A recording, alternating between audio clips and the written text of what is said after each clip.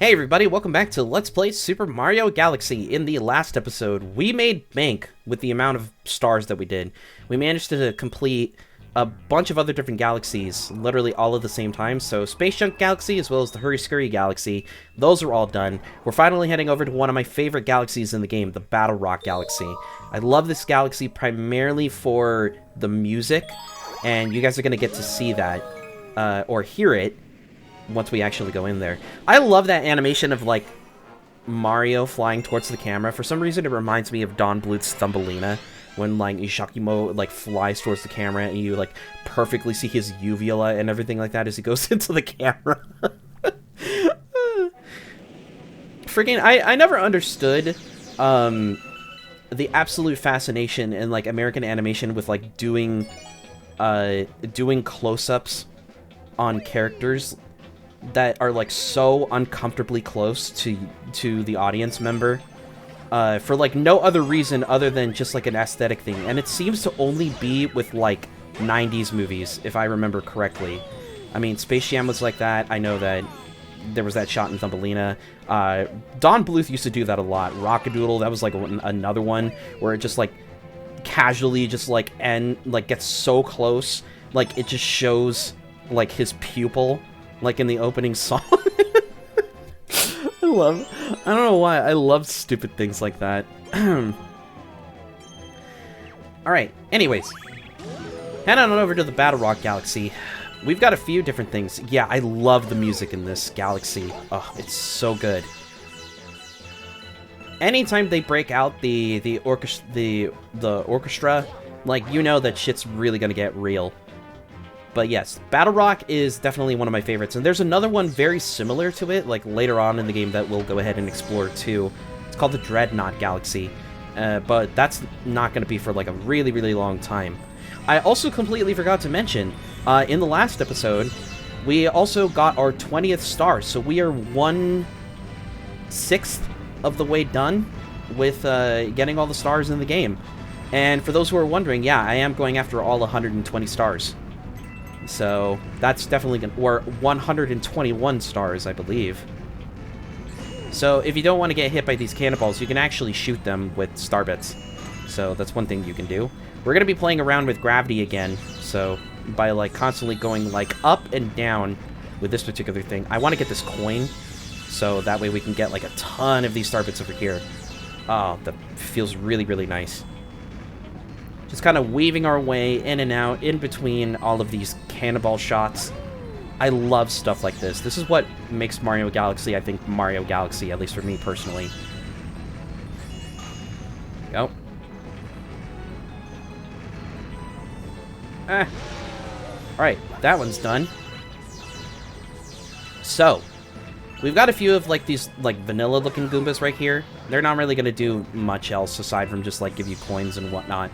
But, go ahead and center my thingy.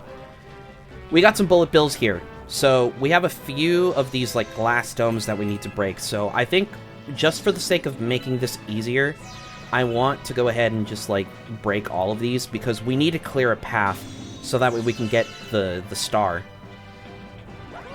Come on over here, big boy. Oh, we got two of you. This is getting out of hand. Now there are two of them! Oh, God!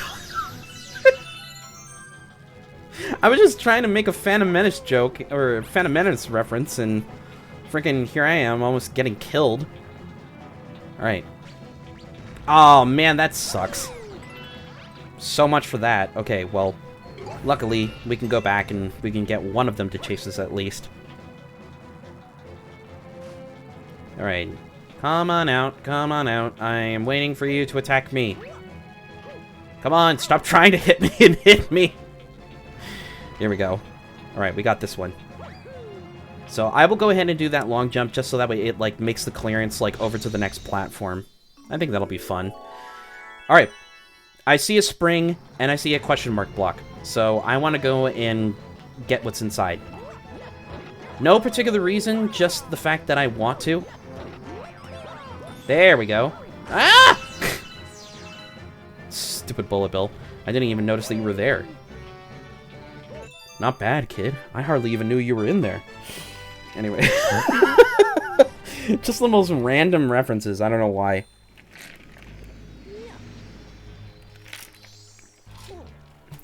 I mean, I noticed that I'm, like, apologizing a lot for just being myself, but... I mean, for anybody who's, like, new to how I do things around here, that's just kind of how I am. I watch, like, a bunch of different movies and I make references to them, like, all the time, because apparently I have, like, nothing interesting to say otherwise. Okay, that is being, like, relatively harsh to myself. I do have some things that are interesting to say, like, sometimes, but... I don't know. I mean, that's neither here nor there, I guess. I mean, that's all, like, subjective. Because it's, like, I feel as though... one thing that I never really want to do as a YouTuber, or, like, as any sort of content creator, is that I don't want to make myself feel as though I'm, like, infallible. So, like, I always try to be as humble as I possibly can be. You know, so, like, I'm generally, like, always saying things just like, oh, I'm not, like, you know, hot shit or anything like that. I know that I'm, like, you know, I'm like everybody else, so there's no reason to, like, there's no reason to, you know, to size me up or make me feel as though I'm, like, perfect or anything like that. I'm always, like, trying to look for ways to improve. It's the people who feel as though, you know, they're impervious to criticism that I just really cannot stand. There was one person in a Discord server, I'm not going to name names, but honestly, they were one of the most unpleasant people that I have ever met before in my life. You know, and, like, ugh. Like, if there's one thing that I absolutely cannot stand, like, I know that it's becoming, like, a little bit more of a popular thing to make, like, 4 hours long something analysis videos and things like that, but my biggest issue with that is I don't have all the time in the world to watch 4 hours of somebody talking about, like, a really niche topic. So if you really want to keep my attention for that long,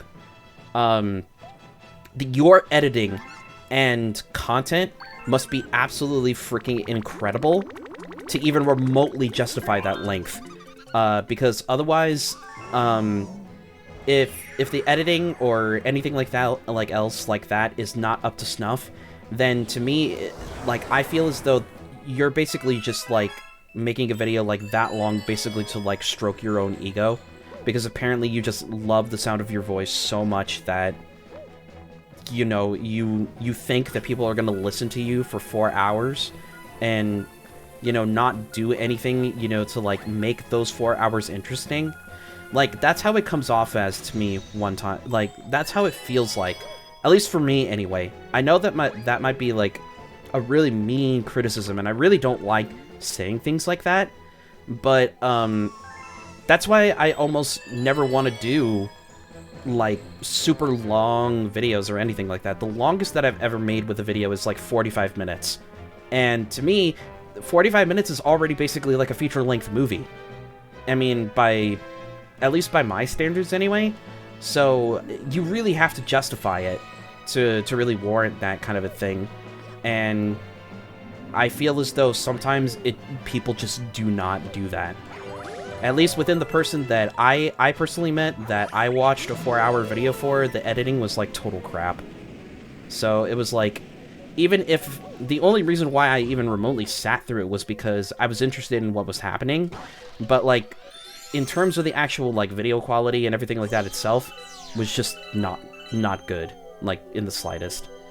And the only reason why I say things like that is because I'm coming up on almost 20 years worth of video editing experience. So it's like, at least for me anyway, I went to college to study film and video. You know, I've talked with other, like, indie filmmakers and, you know, professors who have actually been in the industry and things like that. So it's like I'm coming from a place of professionalism, and not really so much from, like, an indie creation kind of a thing. You know, I mean, maybe I'm a little bit too mainstream for what it is that people want from me, or at least what people expect from YouTube, so maybe I'm honestly just not the audience for that kind of a thing, and that's totally okay, you know, but I mean, like, I think the point still stands, is that not everybody in the world is gonna have, like, that amount of time, you know, to sit and watch something like that. That's why I don't want to make these videos in particular, like, that long. I want to make them at least, like, the length of an episode of an anime, which is, like, about, like, 20 minutes. So I think that gives me, like, more than enough time to be able to get, like, a good amount of progress done, while also, you know, like, getting in between those things, because I've got a job, and I've got family, and other things like that that, you know, I worry about, so I never really want to have to spend or put aside 4-something hours just to watch your analysis video on iCarly or something like that. You know what I mean? Like, again, I'm not, like, making any specific, like, call-outs to, like, any particular people. That was just kind of an example of, like, a niche topic that, like, somebody could make. So, I've never watched Quentin or anything like that, so it's, like, pretty sure that the guy's a cool dude, and I'm pretty sure the video is great. I've never watched it. It's just something that I know that has popped up, like, in my feed. So, again, that's not a slight or anything like that to your favorite YouTuber who makes video essays or anything like that. I have nothing against people like that. Absolutely not. You know, everybody is valid in their own space. It's just, at least for me anyway, it's just not for me. So, and yet I'm like of that, I guess I'm like of the camp where it's like I make video essays, quote unquote, but like I don't even really consider them essays. Because to me, like, essay just sounds boring, you know? It's like, I don't want to make, like a super duper analysis video about why, you know, about, like, character motivations and things like that, because, like, to me, that just feels like a high school assignment. And that's saying a lot because of the fact that it's like, my mom is an English major, so I've been writing literally, like, my entire life. And that's honestly, like, the craziest thing about it, is that I would rather put that energy into writing, like, a completely original story than, you know, analyzing something, like, over-analyzing something that, you know, may or may not be, like, a particular way. So, I mean, I really just don't see the purpose behind it. Anyway. Man. I know for a fact that there's gonna be a bunch of people that are, like, really mad. What am I talking about? There's only, like, 7 subscribers on this channel right now, so it's not like it's really gonna matter. Okay, so, third and final mission for Battlerock Galaxy is gonna be Top Maniac and the Top Men Tribe, but if you notice in the last mission while I was talking and going on my rants as per usual, we opened up another Hungry Luma secret star that we could do. So here we have these Montu... Oh, I don't have any star bits. What do you know? So what I actually want to do here, let's get some star bits so we can go ahead and get rid of these guys.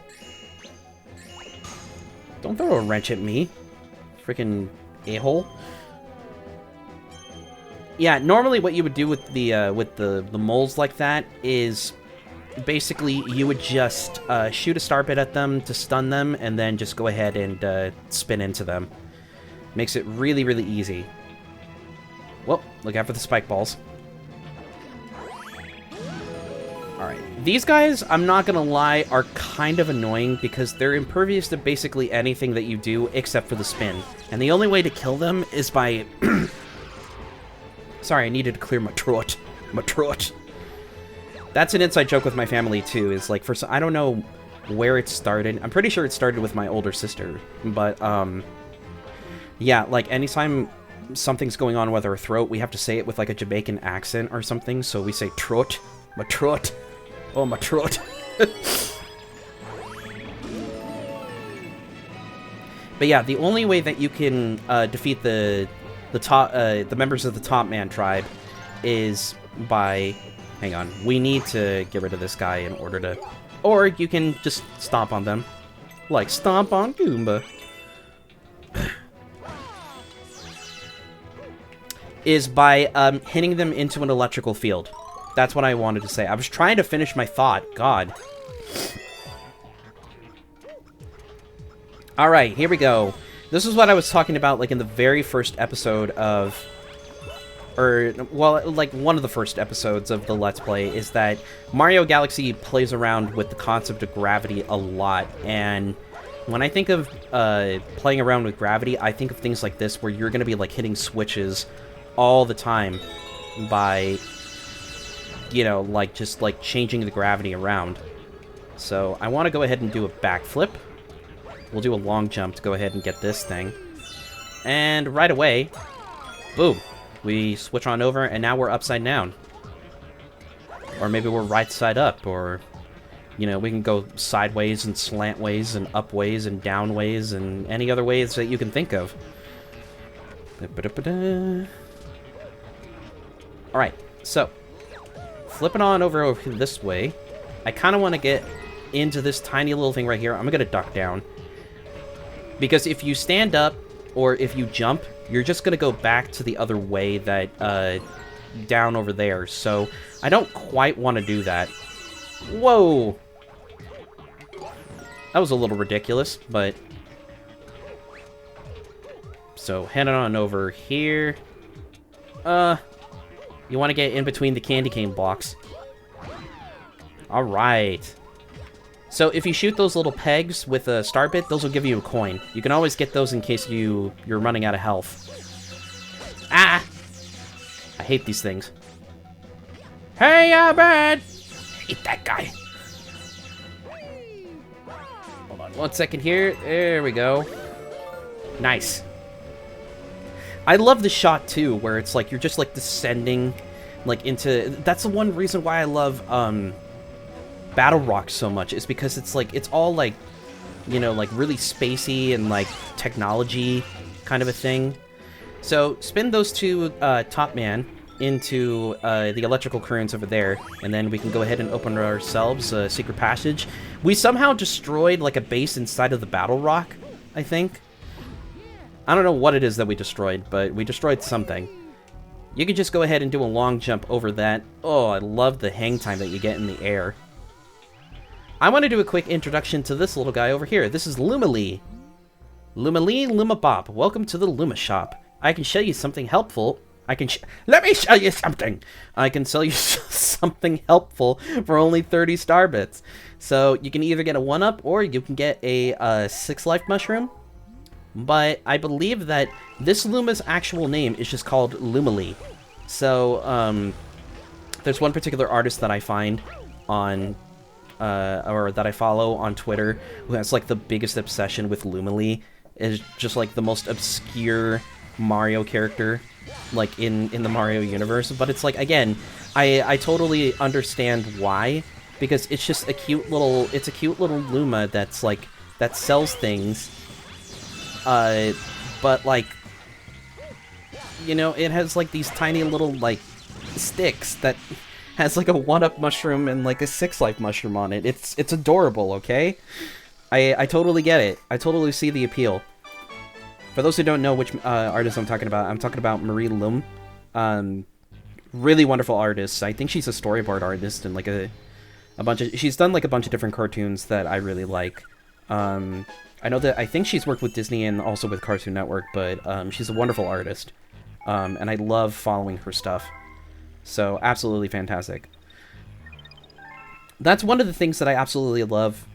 As much as I really don't like Twitter, I think, like, as a whole, the one thing that I've absolutely, like, adored about that is following, like, all of my favorite artists and really just kind of getting a feel for what it is that they're like and, like, seeing what it is that they've been working on. But with all of that being said, with 1,313 star bits, I'm going to go ahead and end off this episode again. And in the next one, we're going to continue to finish off Battlerock and then do the Prankster Comet, the Hidden Star, and also get the Hungry Luma that's waiting outside the fountain. So I will see you guys then.